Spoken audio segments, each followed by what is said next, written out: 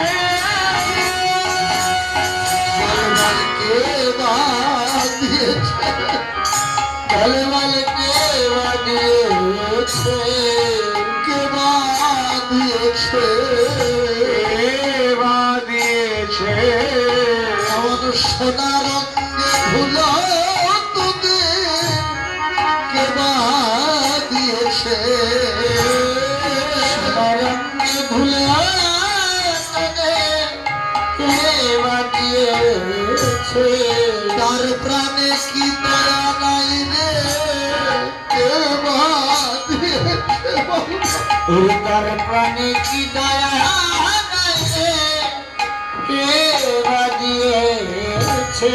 বদন চেয়ে বুঝি দেখে নাই, তাইতে দিয়েছে। বুঝি দেখে নাই, তাইতে দিয়েছে। ওর মধু কণ্ঠ শোনে নাই, বুঝি তাইতে দিয়েছে। ওর মধু কণ্ঠ শোনে নাই, তাইতে দিয়েছে। মা বলে, ননিদায় নিদায়, আমার নিমাই অঙ্গে এমন করে কে ধুলো দিয়েছে রে? নিদাই কিছু বলছেন না, ওকে তো কেউ ধুলো দেয়নি। অদূরে দাঁড়িয়েছিলেন ভজনদ্রষ্টা বৈষ্ণব কবি ভাবযজ্ঞ দেহ। বলেন, মা তোমার নিমাইকে কেউ ধুলো দেয়নি গো, আর তুমি শুধু তোমার নিমাই বদনখানা দেখলে, একবার আমাদের দিকে তাকিয়ে দেখলে না গো। দেখো আমরাও দেখেছি, আমরাও দেখেছি, আমরাও দেখেছি, আমরাও দেখেছি। তোমার নিমাই একা নয় মায়া, আমরাও দেখেছি। তোমার নিমাই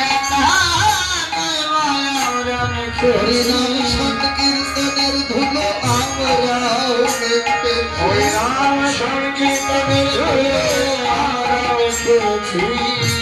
ধুলাই গড়াগড়ি দিয়ে আমরা, ধুলাই গড়াগড়ি দিয়ে আমরা দেখেছি।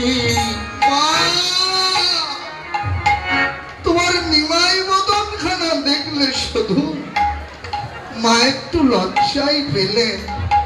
বৈষ্ণব কবি ভাবযজ্ঞ দেহে বলেন, মা তোমার নিমাইকে কেউ ধুলো দেয়নি গো। তোমার নিমাইয়ের কথা কি বলবো জানো? এবার নিমাই কি